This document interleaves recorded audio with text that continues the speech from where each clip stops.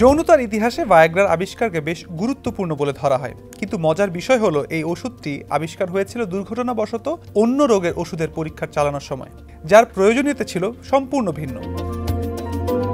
Viagra 1998 সালে বিক্রি শুরু হয় এবং প্রায় সঙ্গে সঙ্গেই একটি সবচেয়ে বেশি বিক্রিত ওষুধে পরিণত হয়।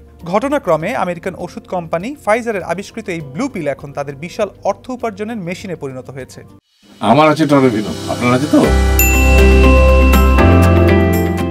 শুধুমাত্র প্রথম 3 মাসে আমেরিকানরা ইরেকটাইল ডিসফাংশন বা লিঙ্গ শিথিলতা দূর করার এই ওষুধের পেছনে আনুমানিক $40 কোটি খরচ করেছে। ব্রাজিলিয়ান কিংবদন্তি পেলে বিশ্বের সর্বশ্রেষ্ঠ ফুটবলার হতে পারেন, কিন্তু তা সত্ত্বেও তিনি ভায়াগ্রার পোস্টার বয় হয়েছিলেন। খ্রিস্টান ধর্মীয় নেতা পোপও ভায়াগ্রার প্রতি তার সমর্থনের কথা ঘোষণা করেছিলেন। ভায়াগ্রার ইতিহাসের সাথে ব্রিটেনের সাউথ ওয়েলসের শিল্প শহর মার্থার টিডওয়েলের বড় ধরনের যোগসূত্র রয়েছে।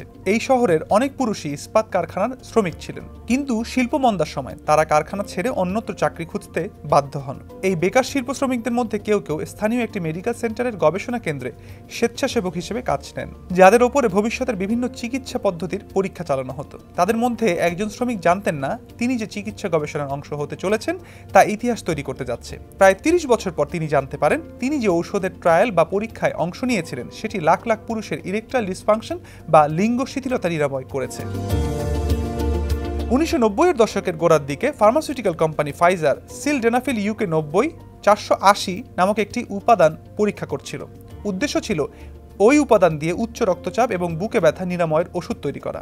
এজন্য কোম্পানিটি গবেষণা কেন্দ্রে গবেষণা চালায় এবং ওষুধটি পরীক্ষার জন্য শুধুমাত্র কিছু যুবক স্বেচ্ছাসেবকদের নিয়োগ দেয়। এই গবেষণার সাথে জড়িত এক বিজ্ঞানী বলেন, গবেষণা চলাকালীন তারা উচ্চ রক্তচাপ প্রশমনে কাঙ্ক্ষিত ফলাফল পাননি, কিন্তু তারপর একটি সিদ্ধান্ত নেওয়া হয় শেষ 10 দিন ওষুধটির পরীক্ষা চালানো হবে এবং ফলাফল কি হয় তা দেখতে স্বেচ্ছাসেবকদের উপর আরও ওষুধ প্রয়োগ করা হবে। তরুণ স্বেচ্ছাসেবকদের এই ওষুধটি দিনে 3 বার টানা 10 দিন খেতে বলা হয়, কিন্তু যখন এই ওষুধের পরীক্ষা শেষ হয় তখন তাদের শরীরে এক অস্বাভাবিক পার্শ্ব প্রতিক্রিয়া দেখা দেয়। ওষুধটির ধরনের প্রতিক্রিয়া গবেষক দলটির জন্য খুব আশ্চর্যজনক এবং অপ্রত্যাশিত ছিল। পর্যবেক্ষণের ভিত্তিতে ফাইজার কোম্পানি স্ট্যামিনা বা শারীরিক সামর্থ্যের উপর নতুন এক গবেষণা চালায়। ইংল্যান্ডের ব্রিস্টল শহরের সাউথমিড হাসপাতালে ইরেকটাইল ডিসফাংশন বা লিঙ্গ শিথিলতায় ভোগা রোগীদের উপর ওষুধটি পরীক্ষা করা হয়। ব্রিটেনের সোয়ানজি সিটিতে 1994 সালে আরও একটি ক্লিনিক্যাল ট্রায়াল পরিচালিত হয়। সোয়ানজির মোরেস্টন হাসপাতালে বড় পরিসরে ওষুধটির পরীক্ষামূলক প্রয়োগ চলে, যেখানে এটি ডায়াবেটিস এবং হৃদরোগীদের উপরও পরীক্ষা করা হয়, কেননা ডায়াবেটিস এবং হৃদরোগে আক্রান্তরা তাদের ইরেকটাইল ডিসফাংশন বা লিঙ্গ শিথিলতা আছে বলে অভিযোগ করেছেন। ওষুধের প্রভাব পর্যবেক্ষণের জন্য ট্রায়ালে অংশ নেওয়া পুরুষদের পুরুষাঙ্গে একটি ডিভাইস বসানো হয়। চিকিৎসকেরা স্বেচ্ছাসেবকদের আশ্বস্ত করেছিলেন যারা ট্রায়ালে অংশ নিয়েছেন তাদের কোনো সমস্যা হবে না। ব্রিস্টল গবেষণার মতো সোয়ানজিতে চালানো একটি পরীক্ষায় ইতিবাচক ফল পাওয়া যায়। ফাইজার বুঝতে পেরেছিল যে তাদের হাতে একটি সম্ভাব্য গেম চেঞ্জার ওষুধ রয়েছে যা এই শিল্পে বিপ্লব ঘটাবে।